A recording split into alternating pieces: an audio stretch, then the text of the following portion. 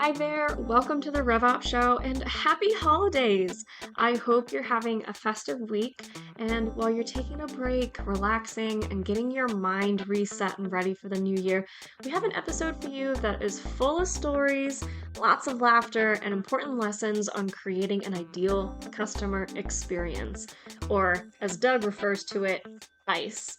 Doug and Jess will talk through Four Seasons, Walmart, Fuddruckers, and a few other companies and how they have either created good or bad customer experiences, and they'll translate that into what you should think about for your own customer experience and what that should look like.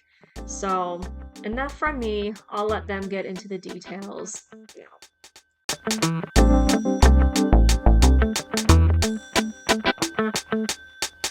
Jess. Doug.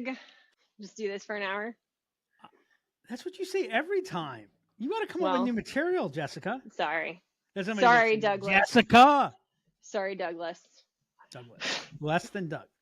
Less than Doug. Doug less. Less than Doug. Are you familiar with the term bonk? B-O-N-K. Bonk? Bonk. Yeah, bonk. Like a bonk on the head? No, like a runner bonks. Not really, no. I think I've heard that, but I don't actually know what it. I mean, I think I know what it means. If you've ever watched a long distance run or any kind of exertion effort where all of a sudden like the runner like goes from leading to just like finishes last. So like you'll see this in the Tour de France all the time. A cyclist is leading the group and then just all of a sudden almost stops moving. Everyone passes them. It's just a complete, like they've hit the barrier where there is no energy. They can't convert. That's yep. Is that where you're at? I bonk. Yeah, I definitely. I think we hit. We came back from Thanksgiving, and I think my 2023 energy was had been fully utilized. So you will have no energy until 2024. Is that what I'm hearing? Yeah. If we're lucky. Doug is at a loss of words, folks. I bonked. I bonked. Wow. I bonked. Wow. Too much of too much with too much. Yeah, tell me about it. I'm looking forward to the next week and a half of pushing through. So, Jess. Doug. When are we going to Disney?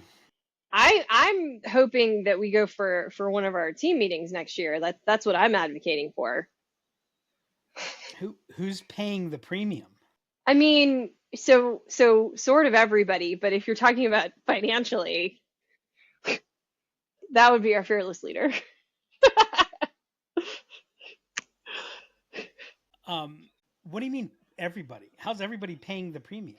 Because if we go, we're going to the parks at least one day, and it's a rope drop park close situation. It's a what? It's a rope drop to park close situation. Like everybody's getting there as soon as they open, and everybody's staying until they close. So everybody's paying the premium. Okay, that's what you mean by the premium. Okay, but are you prepared for your children to throw tantrums like your children? Those children. Oh yeah, probably. I mean, I'm practicing that. I can deal with that. I will turn this monorail around if you don't calm down. Exactly. Do you know who had the greatest monorail of all time? I don't know the character's name from The Simpsons. Yeah. You thought you were going to trip me up on that one. You know, Jess, I think that I think you lived a happier, healthier life when you wouldn't have made that connection. That's probably as with most things between you and I. Jess, you know what my goal is every day in working with you? What's that? My goal is to delight you. That's an excellent segue. It's an excellent segue. I want to create a wow experience. That's what we're going to talk about today. Is that what we're talking about today? That's what we're talking about today. No way. Yes. Artie, what are we talking about? What's the official topic of what we're talking about? We're talking about what is the ideal customer experience? What is the ideal customer experience? The ice. I call it the ice. You call it the ice? Mm-hmm. Ideal customer experience. ICE. Love it. Love it. So what we're talking about is ice, ice, baby. No, you didn't have that ready on the soundboard. Now I'm disappointed in you. You're disappointed. I'm like, I don't even know if I'm going to be able to function through the rest of this episode. That's how disappointed I am. So we're going to talk. So I think where I want to start, because I found this really interesting in one of our blog posts. Do Walmart and the Four Seasons provide the same experience? Or I should say, did Walmart and the Four Seasons provide the same experience? Through one lens, yes. Through another lens, no. Okay, so let's start with define what an ideal client. Okay. Let's first define what an ideal client experience is. What is the ideal client experience? You want me to do that, or are you going to do that? well, Jess, you're. What's the ideal client? What's the ideal client experience? What's the ideal client experience? Let's do this again, Jess. Ready? Ready? I think we should define what the ideal client experience is first. Okay, Doug, what's the ideal client experience? So actually, a lot of people struggle with that because people say, well, it depends. And I'm here to tell you it does not depend. I can give you the ideal client experience for everybody. Do you want to know what your customers want? They want what they want, when they want it, preferably without having to ask. And by the way, they want what they want, when they want it, no more, no less. So they want you to read their mind. Yeah. Yeah. So we all just need to become mind readers. I don't know that we need to become mind readers, because I think customers give you lots of clues. But remember, that's the ideal customer experience. Are we going to deliver the ideal customer experience all the time? Yep. No. But so why is the Four Seasons and Walmart? Why are they both ideal customer experiences? Because they give you what you want when you want it without you having to ask. Well, I mean, if I go into Walmart and I go to Four Seasons, they're distinctly different experiences. And the problem is, and this is a little bit hard because I don't like Walmart's gotten back. They're better. Yep. But they're not what they were. So my favorite story about Walmart, and I think I've shared this in other podcasts, but my favorite story about Walmart was the head of their grocery division was speaking at some business conference and asked the audience, how many of you live paycheck to paycheck? And shockingly, at this business conference, no one raised their hand. I'm being sarcastic, by the way. I'm sure there were several people that lived paycheck to paycheck. But they right. Sure. And so the president kind of looked at the audience and said, I don't want you all to take this the wrong way, because we'd love to have you come into our grocery stores and shop and buy. But we don't really worry about you. We don't really focus on you, because you see, Walmart exists to serve the people who live paycheck to paycheck. Yep. And so while if you go in our grocery store, you'll see a $7-8 gourmet pizza, where we really spend our time, where we really take pride, is finding that 70 cent to dollar. By the way, this was many years ago. That 70 cent to dollar frozen pizza that still tastes good. Right? Right. And by the way, the other thing that people missed about Walmart's proposition is everyone thought Walmart's proposition was the lowest price. And people would bag on them because they often, as a matter of fact, did not offer the lowest price. So if you live paycheck to paycheck, if you truly live paycheck to paycheck, what is the number one thing that you lack? And I'll give you a hint, it's not money. Oh, I don't even know if it's not money. Have you ever lived paycheck to paycheck? I have. Did you ever notice how exhausting living paycheck to paycheck is? Oh, yeah. How every little thing you have to think about, like, okay, well, if I write this check here, it'll clear here, or if I do this here, or right. What do you like? You like time. So, my wife goes to Wegmans. She does one set of shopping at Wegmans. She does another set of shopping at Giant. Right. Right. She does another set of shopping here. We go. Well, what Walmart did was Walmart provided you convenience. Walmart provided you a price that you're comfortable with, lowest price on the things that bring people into the store. And now I can pick up everything that I need in one effort. And literally everything. Right. Yeah.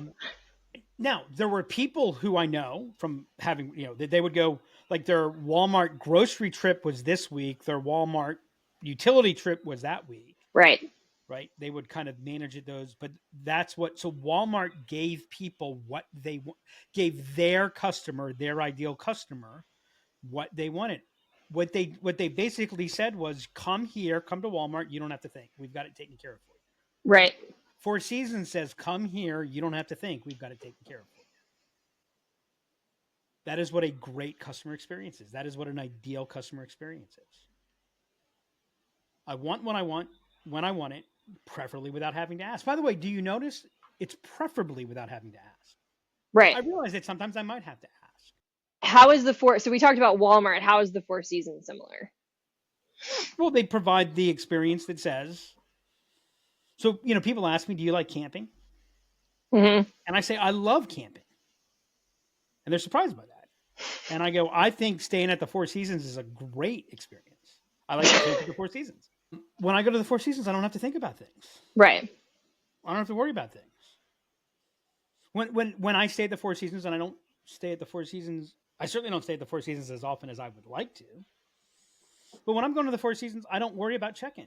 I know it's going to be pretty low friction, pretty simple. I don't worry about shit going wrong, because you know what? Right. I know when it goes wrong, they're going to be there. They're going to support it. They're going to help. Like, I know when there's something wrong with the room that they give me, and I need to change rooms, I don't even ask. Sometimes I don't even necessarily want. Right. I really do want. I don't ask. And they send somebody up to help me pack my stuff and move the stuff over. Or they say, Right. hey, you just go to the room, we'll bring your stuff over. Right. Right. So now the Four Seasons guest is looking for an affluent. The Four Seasons guest is looking for a wow experience. Yeah. Although, you know what? A portion of them are looking for a wow experience. By the way, you know how the Four Seasons reads your mind? Well, back in the day when you would use your radio in your room to listen to music, Mm-hmm. and they were one of the ones that they would have a CD radio. So, like, if you wanted to put in your CD, Right. housekeepers would log what you listened to. Housekeepers would log what radio station you listened to. That went into your profile. So you would stay at the Boston Four Seasons, Mm-hmm. and you'd listen to, you were on a classic rock station. You'd check into a San Francisco Four Seasons, and the radio station was playing the classic rock station as you walked into your room. Oh, interesting. Right? People Yeah. leave all kinds of hints. Right. And so, you know me, I'm a bit of a princess when it comes to hotels. A little bit. Right? And when you travel a lot, when you travel, you go into it and you're like, oh, I'm going to have all kinds of downtime, because, you're not using every minute like you do when you're at your desk. So you're like, oh, I'm going to get all this done. then you remember how exhausting it actually is, and how stressful it is, and how, hurry up and wait and get into small spaces and here and there, like all this other stuff. So it is a stressful, exhausting experience. It puts you at wit's end. And by the way, let's be honest, most hotel chains are extraordinarily creative Mm-hmm. at finding ways to screw things up. They are. Yeah. Yeah. That's accurate. That's accurate. But when you see on your itinerary that you're staying at the Four Seasons, do you worry about that? No. No. Is that because the Four Seasons doesn't screw things up? No. It's not because they don't screw things up. And as a matter of fact, the founder of Four Seasons had a very key philosophy about that. He said, you learn about a company in how they behave when something is screwed up. Right. Yep. So let's talk about the mind reading aspect of it, because I think a lot of the way that a lot of people view customer experience is, I'm going to deliver this exceptional experience. I'm going to delight you by kind of, I think you in one of the blog posts, you talked about the Fuddruckers experience, where the waiter kept coming to the table over and over and over again. Is that a good deal? Like, right. Is that a good deal? They wanted to give you like all of the information. Can you talk about how, while we view that as kind of giving that exceptional customer experience, that isn't always the right approach? Well, so I think, what I realized when we were going over the prep material for this? What? I cannot remember the last time I was at a Fuddruckers. So it's funny because Fuddruckers was on there, and I think there's one in town here. So Fuddruckers used to be like around a lot of Texas. I think they've closed all their restaurants. But Fuddruckers was one of these fast casual restaurants. So you'd stand in line, you'd order your burgers, you'd sit down, then they'd call you up and it was ready. You'd come in, it was fresh, all this stuff. You had unlimited refills on your drinks. Yep. And you would get up, you'd pour your own soda, etc. And so they'd have people out there to bust the tables. And then they realized, hey, we can make those service people. And so where this came in, like I find that people get lost in ideal, exceptional, and delight. Mm-hmm. Because the way we interpret ideal, exceptional, and delight is more, right? So the fundamental aspect is, like, to me, the central concept of this entire conversation is about meeting expectations versus exceeding expectations. Yep. And so this wow experience is we want to exceed expectations. And so I could tell they'd clearly put their team through a service program. And so, just for background, if anyone hasn't seen the blog post, we'll have a link to it in show notes. I had met somebody at a Starbucks for one of those, back before we were all remote and doing things on Zoom, you would meet at a Starbucks for everything. So we had, the meeting went over, we decided, hey, let's grab lunch. There was a Fuddruckers right next to it. We're in the midst of some very serious conversation. So we get this, we sit down and the person comes over, introduces themselves and says, if you need this, or this, I'm here. If your drinks, I'm here. Right. I'm here to take care of your needs. I'm only happy if you're happy. And we're like, okay, yeah. Okay, great. That's great. The person was a little bit more jubilant than maybe we felt was appropriate for the context, but hey, okay. Right. And he finishes by going, is that a good deal? And we're nodding our head. And he's like, is it? And we're like, yeah, it's a good deal. Okay. Well, he goes on to proceed to interrupt us like 7-8 times to ask us, do we want a drink refill? Do we want this? Do we want this? Is there anything else? And it's like, dude, read the bloody room. We're literally in the middle of a conversation and he's interrupting us. Right? Now, it's not his fault. Right. He taught that. And here's the other thing. We did not go to Fuddruckers because we wanted a memorable dining experience. As a matter of fact, I would say that we went to Fuddruckers for the precise opposite. We wanted a completely forgettable experience, right? And so in this attempt to create a wow, they did the exact opposite of what we wanted. And what I would say, for the most part, most other people want. Because, by the way, if I'm at a Fuddruckers and my drink is half full, I don't need it refilled right then. Right. Hey, if you want to come by when it's a third full and ask, and by the way, the second time someone tells you no, right? And again, so I appreciate the effort, I really do, and what the intent was, but it was a horrible customer experience, and what's worse is it increased their costs. So they spent more money. Jess, that was the last time I ever ate at a Fuddruckers. They lost you as a patron. Actually, I don't think. Yeah, no, I know. I know. I haven't had a Fuddruckers since then, but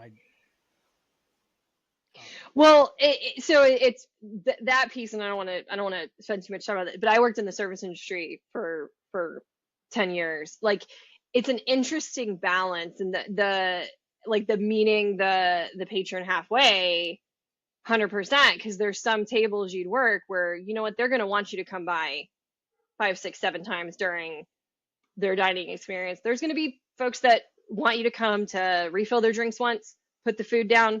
You drop the check off and don't even say anything when you drop the check off. And you've got to learn how to read that. Well, also, this is where Clayton Christensen's Job to Be Done. This was his favorite example of jobs to be done. Is he talked about milkshakes. Yep. Right. And McDonald's, the customer was McDonald's. Well, a milkshake in the morning is different than a milkshake in mid-afternoon. Fuddruckers for lunch is different than Fuddruckers for dinner. Right. 100%. Fuddruckers for dinner is family. It's going to be more family. It's going to be those types of things. Fuddruckers for lunch. Hey, Jess, I want to take you to a luxurious lunch experience. We're going to Fuddruckers. Great. By the way, I thought the hamburgers were good. Yeah, the burgers are good. You know why I think Fuddruckers exists less today? Why? This exact problem. What is fast casual? Yeah. It wasn't a fast food restaurant. It wasn't a casual, relaxing sit down. Like it everything was in the middle, and Right. so it didn't make a trade off. And so, what do I go there for? Right. I mean, McDonald's. You know why McDonald's became McDonald's? Because of clean bathrooms. I only know I this was going because to you say brought because this of how up. Buc-ee's became Buc-ee's. Yes, exactly. Clean bathrooms. It was two things. I saw McDonald's refer to this. They're launching this new thing called Cosmics. They're launching a test. No, I have not seen this. Okay. And the way, I think it was in Morning Brew that wrote this. McDonald's is trying to become something other than the last resort for a meal. Oh, okay. Interesting. Like, now, if you think about it, that sounds really bad, right? You're the last resort Yeah. for a meal. Yeah. I had McDonald's recently. Mm-hmm. Do you know where I had McDonald's? The airport. Do you know which airport? The Tampa airport. Nope. Okay. More of B- Jess's airport. BWI? The Orlando airport. Oh, the Orlando airport. That's right. You flew out of Orlando, not Tampa. I was close. Oh, no, I was also in Tampa. Oh, okay. They were two different trips. Oh, okay.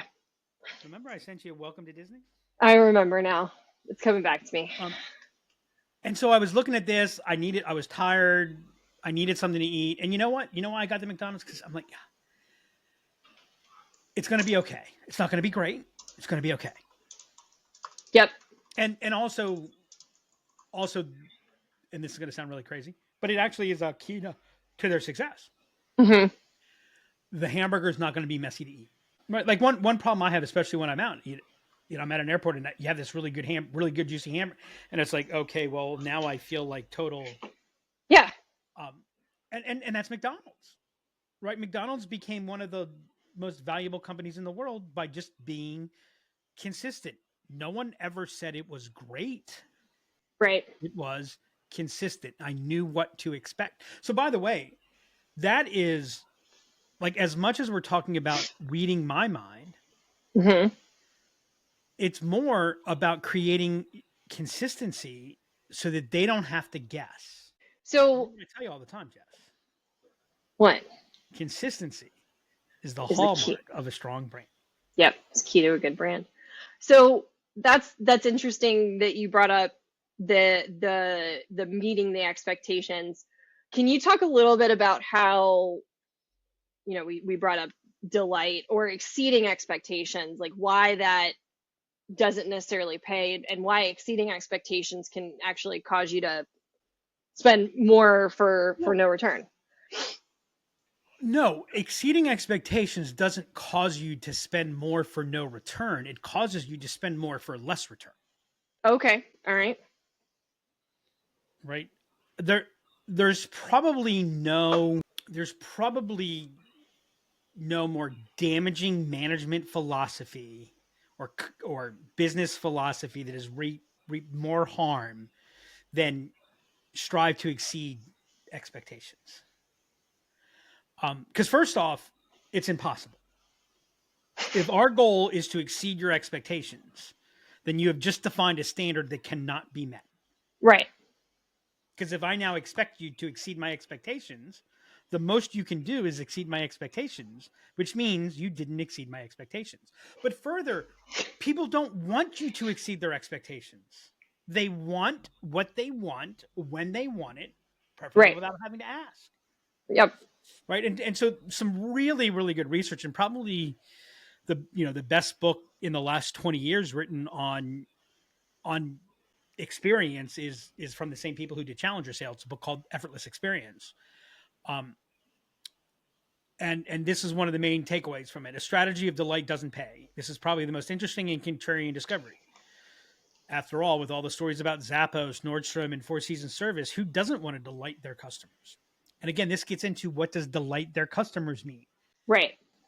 While leaders clearly believe in the power of exceeding customer expectations and building customer loyalty, the data tells a very different story. As we analyze responses from more than 97,000 customers, what we find is there is virtually no difference at all between the loyalty of those customers whose expectations are exceeded and those whose expectations are simply met. And then if you look at some additional research that you can get in the ultimate question, this is research that Bain had done. What you find is it actually begins to reduce the loyalty effect, because if you're always striving to exceed my expectations, I think three things are happening. One is I don't know what to expect. Because you've exceeded my expectations, so now it's all black box. Is that? It's not all black box, but what does it mean to exceed my expectations? Right? Because Yeah. by the way, if I'm in the afternoon and you're extraordinarily like if that was a 5 o'clock dinner or Mm-hmm. 5 o'clock meal at Fuddruckers, I probably would have responded to it differently. We probably would have Sure. responded to it differently. Right? Yeah. So exceeding my expectations for the lunch that we talked about Mm-hmm. was being insanely efficient. Exceeding my expectations towards the evening is you told us a couple jokes that I didn't anticipate. Hey, how about that? They told us a couple jokes. That was a little bonus. But if you told me a couple jokes, like again, we get back into the jobs to be done. So I Mm-hmm. don't know what to expect. This was what they found with McDonald's, was that it had to be. I actually, the McDonald's experience, I'll give a more personal experience. So there were several posts in the early days about coffee, because I like coffee, and for a period of time, it's no longer true, but for a period of time, apparently there was some demographic element of my community that said Mm-hmm. gourmet coffee lives here, because we had an Mm-hmm. insane number of gourmet coffee places. We're going through that right now where I live. So, and by the way, this is when gourmet coffee was still like a new thing, relatively. Right. I'm old. Yeah. And so Corky, someone who I Mm-hmm. developed a friendship with, been at, and the problem was, I mean, Corky cared about the customer experience. I mean, he cared about the customer experience, and he cared about coffee. By the way, in deciding where he was gonna open, what he was gonna do, he literally spent like 3 weeks, 21 days in a row at this shopping center, running a count of how many cars came into the parking. Yeah. He tested, determining which coffee was he gonna represent, all of this stuff. Ended up renting a place that was too big, Mm-hmm. led to some confusion, etc. But also, he believed that coffee is served. Mm-hmm. That is the experience. Yeah. And so that meant that if you wanted coffee in the morning, and let's be honest, by the way, this was before the whole Frappuccino Right. element, right? But even with that, let's be honest, there's probably more coffee sold in the morning than in any other time Sure. of the day. Of course. Yeah. And when so now if you wanted coffee in the morning, what did you have to do? Well, you had to drive into a shopping center, and where he was a complicated, so you had to drive there. And then when you walked into the store, because everybody wanted coffee, and by the way, his coffee was really, really good, there was always a line. Yeah. And he didn't have a lot of servers, Mm-hmm. so the line was always slow. By the way, he also believed that coffee is served in a coffee cup, not in a paper cup. Ah. A 24-ounce coffee mug Mm-hmm. with a saucer. He had paper cups, but you had to request the paper cup. Ah. Gotcha. So if you didn't say anything, You got it in a, yeah. like in essence, you had to say, "I'll take this to go." If you said Right. to go, you'd get a paper cup. Otherwise, you got. Right. Now let's be honest. I think actually, there was a time where you could get a mug at Starbucks. I don't think you can anymore. I don't think you can anymore either. Yeah. But again, that's how he felt it. And I said, "Hey, Courtney, Right. look, you've gotta put self pump. You've got to Right. enable me to self serve." He's like, "Nope, Yeah. that's not it." And you know what the net result was? Close Courtney down. doesn't exist anymore, Yeah. right? Yeah. I want what I want when I want it. Right. By the way, in the afternoon, I love the experience. I love that we could sit in, relax, chill, sip from. It was Well, great. it's to your point on Fuddruckers that lunch is a different experience than five. Morning coffee is a totally different experience than afternoon coffee. And by the way, if you're Fuddruckers, like I'd be okay to say if I'm Fuddruckers, I'm gonna manage my lunch and dinner experience the same. I'm gonna define it a little Right. bit more as lunch. Sure. But again, we worked with a client. They provided marketing services. They actually provided marketing operations services Yep. to a very functional area in a very functional industry. Mm-hmm. The owner of the company, still one of my favorite people in history, right? Yep. One of their values, one of it was pursuit of wow. Yeah. But here's the problem: nobody wanted wow. Right. And the difficulty was, it's like airlines who say, like, if I was an airline and I wanted to be pursuit of wow. Now, there's one airline that provided one kind of sort of exception, but when you look underneath it, you're going to find that they were actually never pursuing wow, and that was Southwest. And the point of, why do you fly Southwest? You fly Southwest because you want convenience, you want low price, Yep. you want to take off on time, and you want to land on time. Yep. And the most important part was the land on time, both in one piece. And probably the most important part was the land. And so Southwest brought personality. Yeah. Yeah. So why was Southwest's? Why is the fact that someone might sing the emergency announcement or add a few jokes or do those things, why does that not change on the time? Well, the reason is what they did nothing to impact the core experience, the core purpose. So the fact that you told a joke didn't delay the time we were going to take off. Right. Now, this grew into a problem. It never really impacted because it's all cost-based, price-based in air travel. But it did grow into a problem for Southwest. For years, the number one thing for Southwest was on-time performance. Like that was the key, low price, but on-time performance. Because if they weren't leading on-time performance all the time, then that core convenience thing begins to disappear. And suddenly the Greyhound of the skies becomes the Greyhound of the skies. Yeah. By the way, that wasn't Southwest's enemies that dubbed them the Greyhound of the skies. That was Herb Kelleher. Right. No, I remember. No, I know, but I'm just reminding people. Yeah. So this is where I think people, like Seth Godin has a term for this. He calls it the free prize inside. Yeah. Right. So the free prize is that thing that I didn't expect, that I didn't buy you for, that I happen to have got, that creates a little bit of a wow. But it has to be tied to that. So what is the problem with air travel? The problem with air travel is a very dehumanizing experience. Yep. What did the joke? What did singing or rapping the announcements? What it brought a little bit of humanity to a very dehumanizing experience. Right. Without impacting the core purpose. Right. Right. So, like, I was just saying, the problem that happened with Southwest was people began to expect it. People began to get, wait, they just did the announcements like it's normal. Yeah. Right. That's where you plug into this. So if I'm going to exceed your expectations, I'm introducing variance. Mm-hmm. That means I'm introducing complexity. Yep. Right. That has even more cost. And the difficult, and by the way, in today's world, where so few experiences meet one's expectation.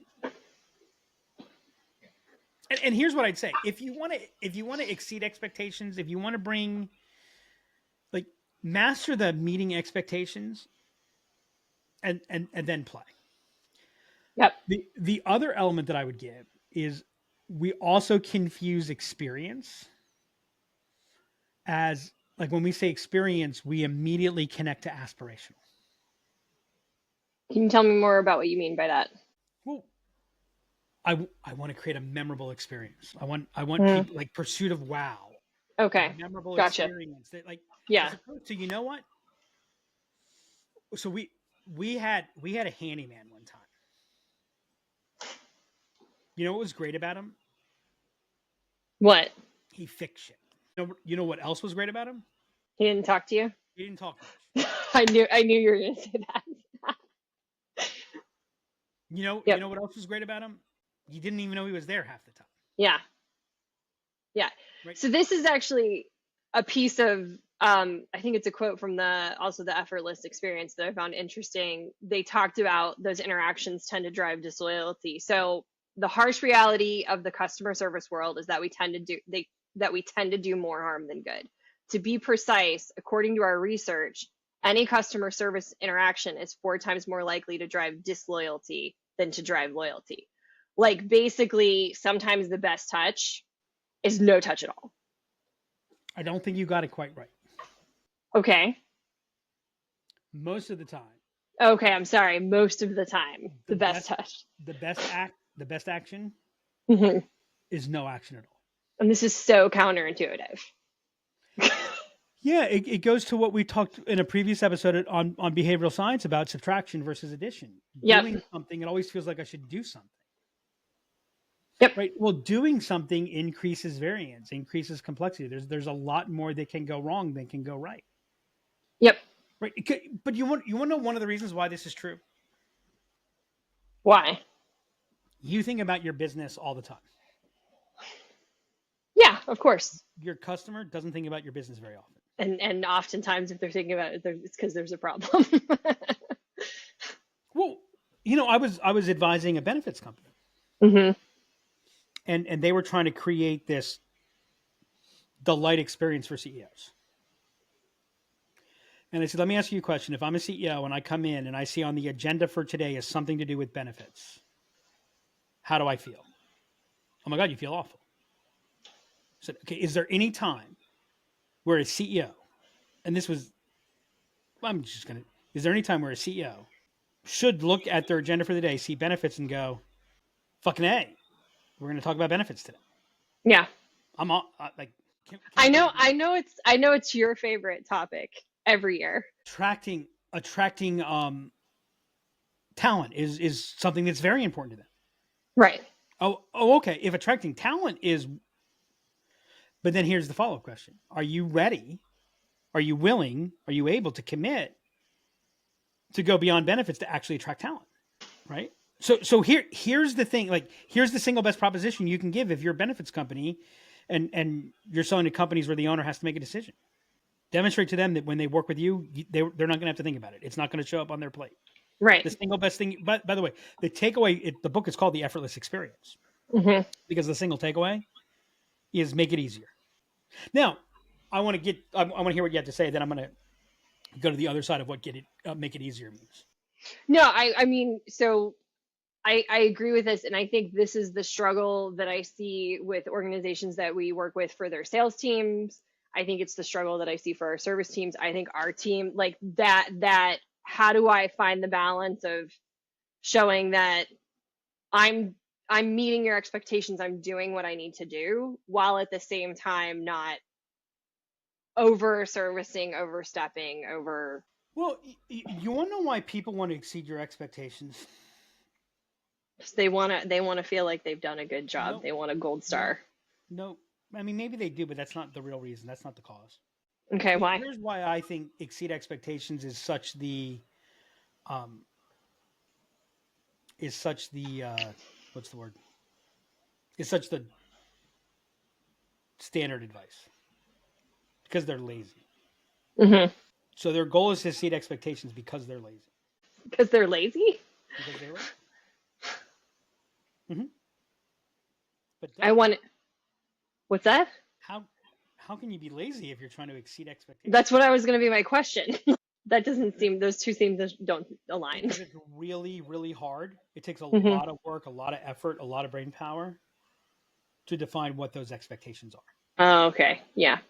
So if I don't know what Fair. expectations I'm meeting, well, then exceed their expectations. Because you know what? Look, Jess, we need to exceed our customers' expectations. Oh, yeah, I get it. What am I supposed to do with that? Right. You know what I do with that? Is that a good deal? Right? Yeah. Yeah. Make it easier. Do you know what make it easier means? Holiday Inn had the greatest mantra for customer experience in history. And there was a time where Holiday Inn was like the top hotel chain. Do you know what their mantra was? Do you know what their... I don't remember. It's like no on the. surprises. Oh, no surprises. Okay. No surprises. No surprises. So it's fascinating. We were having a little bit of this conversation internally, and someone brought up that how we don't create a great experience because we tell people what can go wrong. we're always telling people what can go wrong. Yeah. And that was fascinating for me. Like it was really interesting. I totally got it. Yeah. I'm like, oh yeah. But actually, right, we make it easier means eliminate the surprises. Well, and so like, I don't know if I've ever shared this with you. So early on, I was on, like, this was when we were early in doing implementations, and we were on with a prospect. And I remember you're like, okay, so here's what I'm gonna tell you. We're gonna you're walking through all the stages, and then you're like, and we're gonna get to launch, and nobody's gonna use it. And I'm sitting here, and I'm like, why are you telling them this? And then when as somebody who's been in charge of working through those implementations, I now have okay, remember we talked about we get here, and this is so we're exactly where we expect to be, and this is what we're going to do. And I remember when we wouldn't set those expectations on certain things, and the reaction is so different because, like you said, that like no surprises. And even if they don't remember the conversation fully, when you connect back to it, it's like, okay, now I got it. Right. And that so the point of this is, like, I'm sorry, got a lot of different thoughts going on. And did I mention to you I bonked? You did. You did mention that. I'm past my reserves. You have senioritis is what you have. We're like right to the end of the year. If I were more focused and had a little bit more energy, I'd have senioritis. Okay.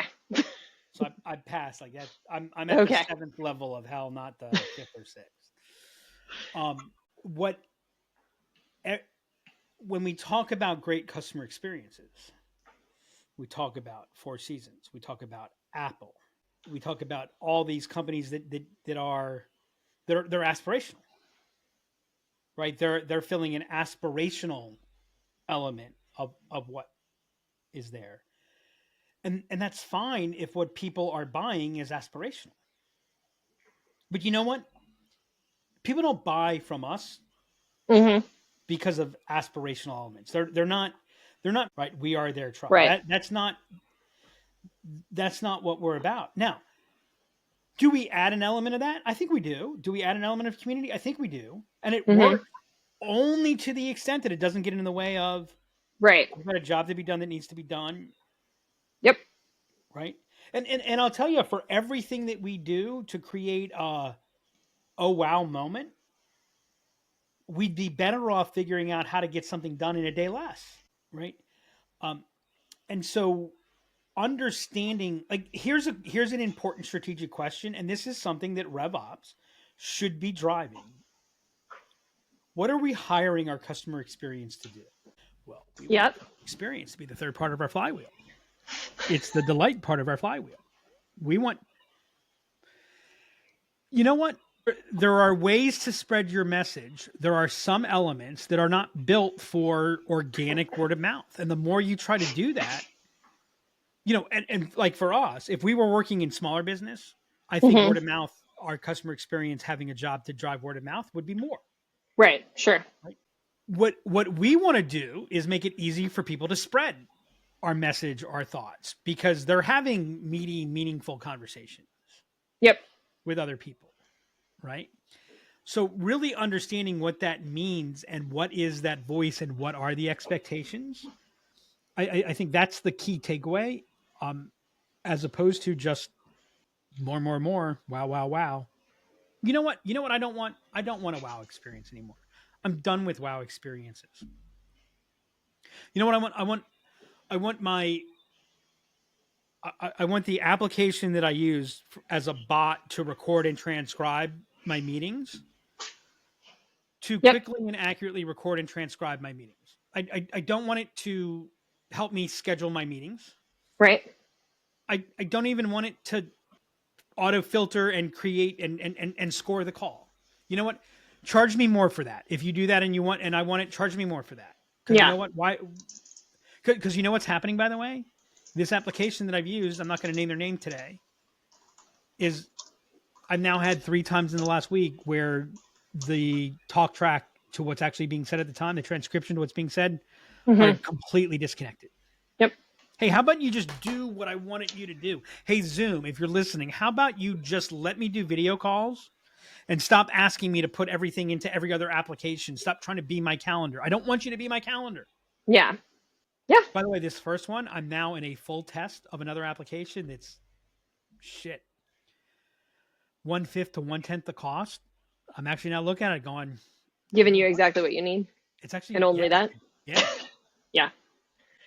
Yeah. I have a couple of good takeaways, I think, and I think connecting back to that last piece that you talked about, but trying to exceed or that strategy of delay that can, cause higher costs and less returns, frequently does. As we've talked about, the thing is, people are going to say that's not true, and I'm going to say, and of course, on one hand, they're going to say we're data driven, we want to be data driven, and then on the second hand, you're going to show them the data, and they're going to say that's not true. Sorry. And then oftentimes the best touch is no touch at all. Meet your customer halfway, and to wrap that all up, don't give a wow experience. Give an effortless one. Yeah, I just want to take issue again that sometimes the best action is no action. It's you should start off. Your starting point should be do nothing. I learned this as a financial advisor. Your starting point should be to do nothing. Yeah. Only do something when you have to. Yeah. Remember, you're far more likely to create a problem. You're far more likely to make it heavier by doing something than by doing nothing. Yep. I think if you follow those words, Jess, you'll have Doug. good RevOps, and you'll be saying no to shitty RevOps. Till next time. And that's a wrap on this episode of the RevOps Show. Customers want what they want when they want it without having to ask. And sometimes that means not trying too hard to implement a wow factor into your experience. And as Doug mentioned, sometimes taking no action is the best thing for you to do. If you enjoyed this episode, please make sure to subscribe on Spotify or Apple Podcasts or wherever you happen to listen to us. It would be the best gift this season if you left us a review and shared the episode. If you have any questions that you would like to ask Doug or Jess about creating an ideal customer experience, email me at hannah@liftenablement.com or hit us up on X @DemandCreator or LinkedIn @LiftEnablement. And until next time, and until next year, just say no to shitty RevOps.